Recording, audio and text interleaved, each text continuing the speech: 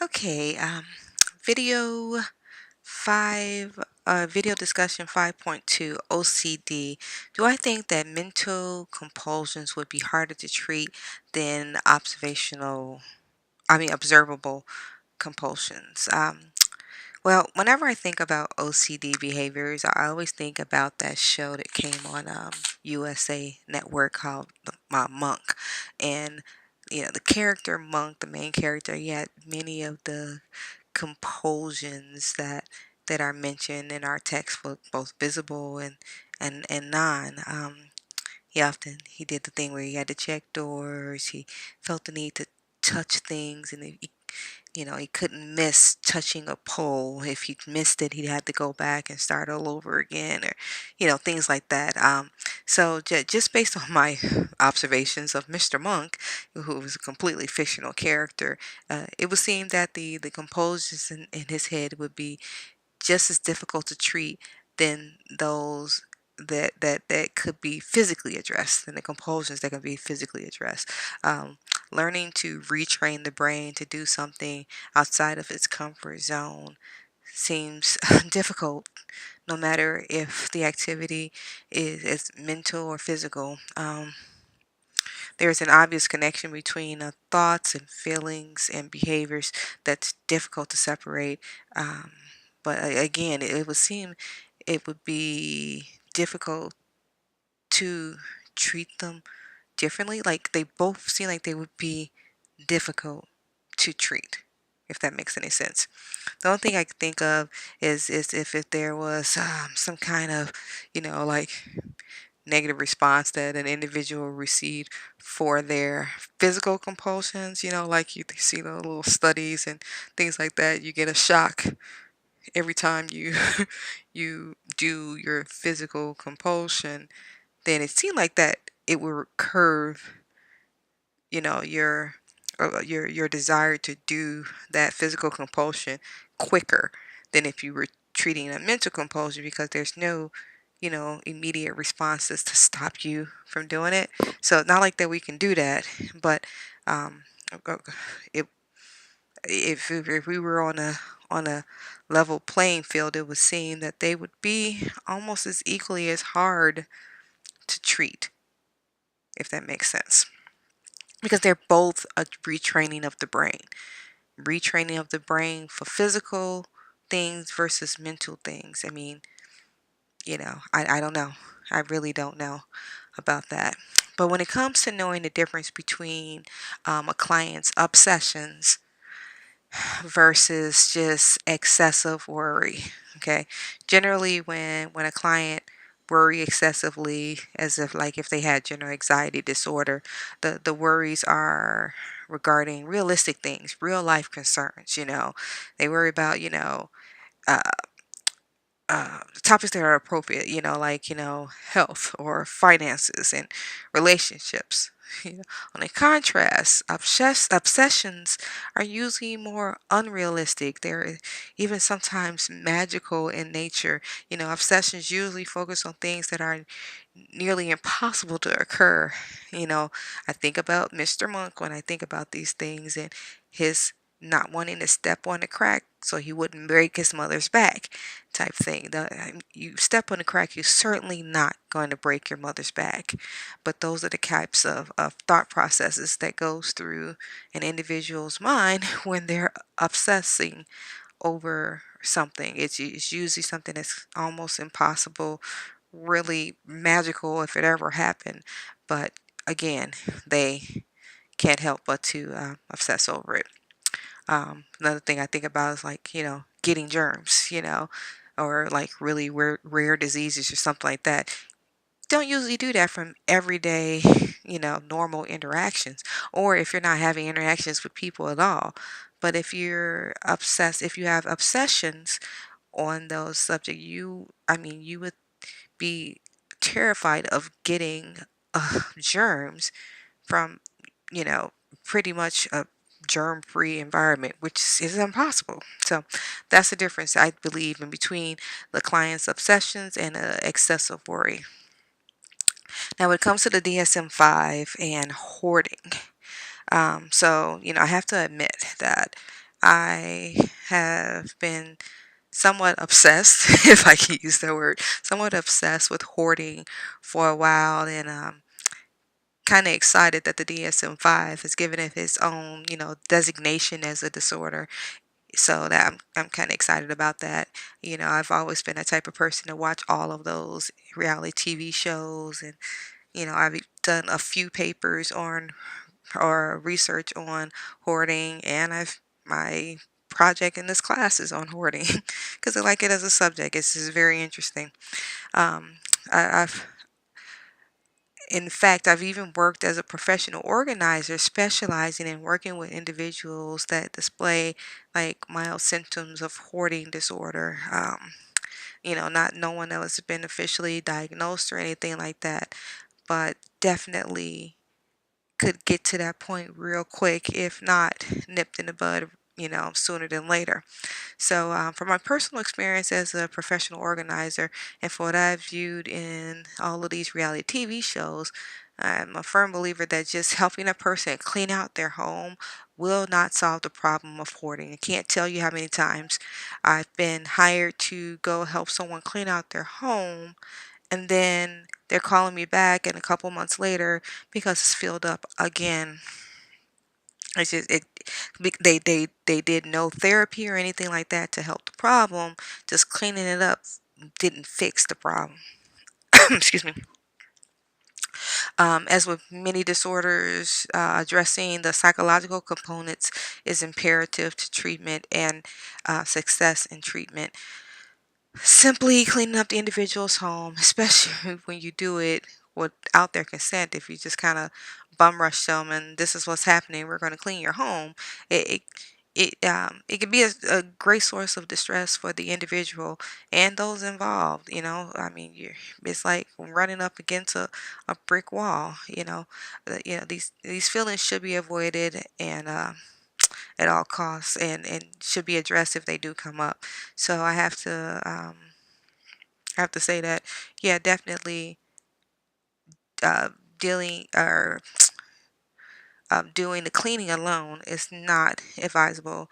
Um, I've actually sent one of the a message to one of the shows before that. It was fairly new when it came out, and they were just showing, pretty much people showing up or professional organizers showing up, helping the people clean up, and then that was it. And this was years ago, and I sent them a message like, "Hey, dude, you guys need to incorporate some kind of therapeutic component in every episode of this show because these people are not really being helped. Yes, you're helping them clear out this stuff, but you're not helping the underlying mental issues or psychological issues that's associated with hoarding. Therefore, guess what? They're going to do it again." So anyway, so yeah, I think they already knew that though. I think they kind of wanted to keep up the ratings by being able to show how quote unquote dysfunctional the person was. There's no money in cures, as we all know. No matter what avenue you're looking at it from, there's no money in cures. So that's that. Treatment for individuals with hoarding should, in my opinion, first focus on motivating the individual to change. Like I said, we can see from these shows the individuals don't usually seek out treatment themselves, and they're often pushed into the treatment by their families. Usually, they just don't want to change. I mean, most of them are pretty comfortable in where they are and don't want to do it. So, um, as a first approach, in-home intervention, combine it with some cognitive behavior therapy, that could be helpful. And this is just to gain trust. And once you've gained the individual's trust and build that rapport, that positive relationship, the therapeutic relationship, then the client is more motivated to change. And then the work on ridding the home of possessions could begin. So there's a whole process that needs to happen before you even knock on their door as a professional organizer with garbage bags saying, "Hey, let's get rid of your stuff." Okay. Oftentimes the reality shows they get it kind of backwards. Like I said, they'll show up, clean up, and then want to send them to the therapist or something like that only after it wasn't seeming like it was working, where therapy should have been a first step before even going into their home to help clean up. Um, yeah, so like I said, they get it backwards usually, and as a result, many of the individuals featured go right back to their hoarding ways. They focus on clearing the possessions out first rather than working on changing faulty cognitions and beliefs about possessions first. So, that's how the shows go. Ratings, So for a longer term success, the thinking patterns and beliefs must be focused on, or the person will just fill the house right back up with stuff. Lastly, in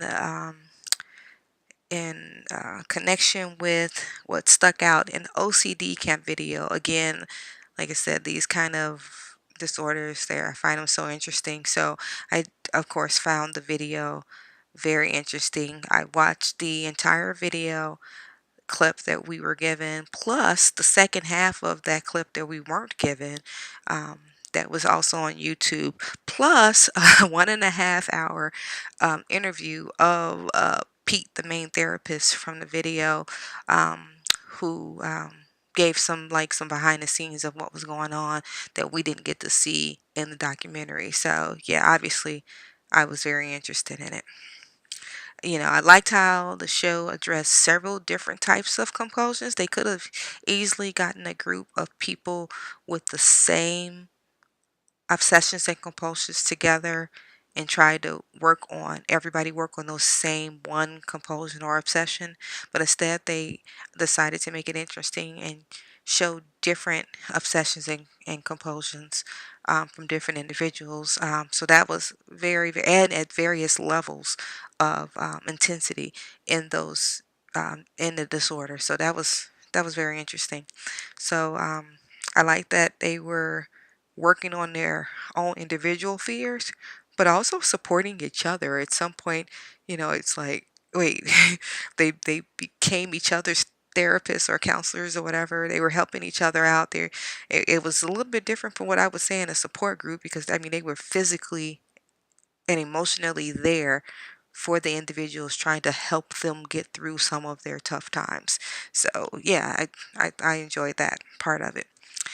Um, One of the cooler things, I know it's kind of weird, that stuck out for me though, was the tattoo. Um, they did the question mark tattoo, or the maybe, I guess they call it the maybe tattoos.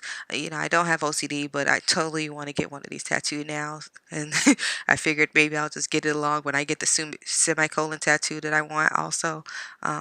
Again, I don't know, it just made it feel, they gave them a daily reminder of what they're going through and what they're trying to accomplish. And I know it seems like a small thing, but sometimes just that one little symbol can mean so much. Like I said, again, just like the semicolon tattoo, um, for suicide awareness and all that. So yeah, it seems like a very small thing, but for me, it means a lot. Um, so anyway, other things, exposure response therapy seems so intense and stressful when watching it in this video. I literally felt the pain of the participants just by watching the video. I couldn't even imagine how it would feel actually being there. I think about the small things that I'm afraid of, like, well, pretty much anything creepy and crawly. So I don't like insects and bugs and flying things and mice. Just saying all of that just made me very anxious just now. But I couldn't even imagine having to face my fears, which aren't even at the level of an like OCD type compulsion. I couldn't imagine facing them head on like these individuals were. It was almost, well, no, it wasn't almost, it was literally emotionally draining watching this group terrifying themselves over and over again. I was really impressed with the guy Andrew. I think that's his name. Although he has Asperger's and obviously some comorbid diagnoses that was keeping him from being as successful as he wanted to be, uh, he um, he develops this more of a feel of confidence. He was able to get past some major fears. I mean, he even went into the hot tub full of people naked, like that was a major thing. And, so I was kind of impressed with that, and his case was considered to be one of the most complex, again, like because of the other diagnoses that he carries with him, including Asperger's. But it he did a lot, and I was kind of proud of him. Then on the other hand, the guy, it's two guys, Jack and Josh, I think their names was, I think it was. They seem to be very extreme and more complex than I think the producers of the show expected, and proved to be more challenging than they thought it was going to be, I think. So that was interesting, especially like I said, like going through this whole exposure response therapy thing. Whew, it was quite intense. Then when I watched the second video and they went camping into the woods, several days camping in the woods where they can't escape the exposure. They can't um, complete some of the ticks and tasks. I can't think of the word I'm trying to think of. They can't, complete the things, the little ticks that they do. So they were getting very anxious, very upset. But believe it or not, that's kind of what they needed to get past it, because once they figured out they can still get past it by not completing their actions, they realized that the actions aren't always necessary. So very much doing what it's supposed to do as exposure response therapy. Um, some of the situations they were put in seemed really unsafe. Again, I'm thinking about when they were out camping or hiking, and Josh started having thoughts of wanting to push one of the other participants off the ledge, off the cliff. That is not like, what if he just did it? That would have been the end of that story, and she would have been hurt, and it would have been a horrible situation. So, wasn't comfortable with that part of the show. But yeah, it is what it is. Reality TV. Um, Yeah, what I did not like in the second video was when Pete, the one of the clinicians, the main clinician, called OCD a piece of, excuse my language, shit disorder. This was kind of troubling, since for all of these individuals, this is their real life, and calling it a piece of shit disorder kind of felt like it was minimizing, or and it was seemed minimizing or dismissive in a way, you know.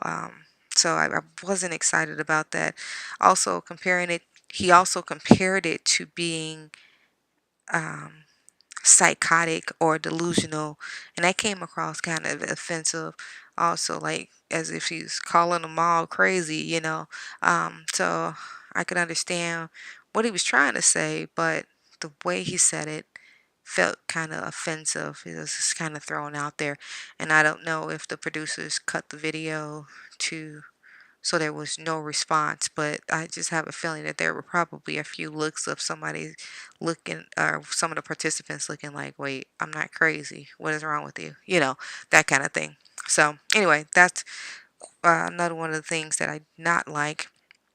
But after watching these two videos, like I said, I checked out the interview with Pete, and very interesting to hear about his own obsessive thoughts, and how they've bothered him, and how he can even consider them a little bit, minor OCD-ish, um, but he doesn't have an official OCD diagnosis. So anyway, I could definitely relate to that. Like I said, with me and these bugs, and I've gotten to the point where I've been immobilized when surrounded by worms on the ground, couldn't move. Somebody else had to come and pick me up. And, thinking, although they weren't near me, they weren't going to harm me in any kind of way. But the simple fact that they were there was very, very immobilizing. So, um, yeah, and then having those, and not just that, but then obsessing on the thought of them being there, like dreaming about it, thinking, losing sleep over it, things like that. So yeah, I definitely can understand how this disorder can be very disabling, and even on a temporary obsessive thoughts and like that. So anyway, so that is my thoughts on OCD and the OCD camp video. Thanks.